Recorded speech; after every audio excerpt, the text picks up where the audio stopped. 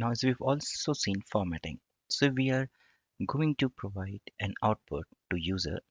We can also play with it. We can do a lot of formatting as we have already seen using character formatting, dot format or FS string. So because we've already seen in the past videos, we will skip it for now. If you want, please refer to other section. I'll provide the link. Next, let's look into input function. This is a way where user can provide an input to the Python. So the very simple syntax is input followed by message. So for example, if you want someone to write the name, then you will simply say input and then enter your name.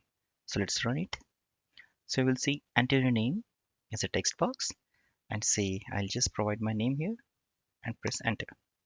So that has the input has been received by the Python.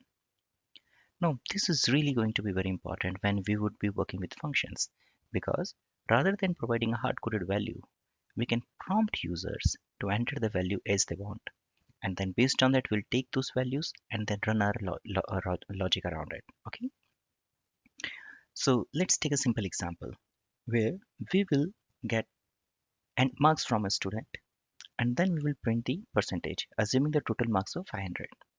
So what we are doing here is we have defined a variable marks, and then we are typecasting it to float, so that once the user inputs number, we are sure that we convert it into float, and after that we will just divide it by 500 and then multiply with 100 to convert it to percentage. So let's run the code. So say number of marks obtained are 460, enter, and the percentage is 92. Simple, isn't it? So with that, I hope you were able to get it, and let's check it using a quick um, question, right?